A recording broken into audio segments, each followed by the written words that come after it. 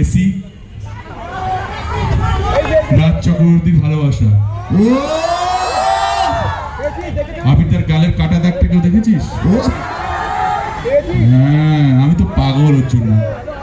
এরকম পাগল আর পাগলি অনেকেই আছে এখানে। আচ্ছা, কোন প্লেয়ারে চলেছে সেটা?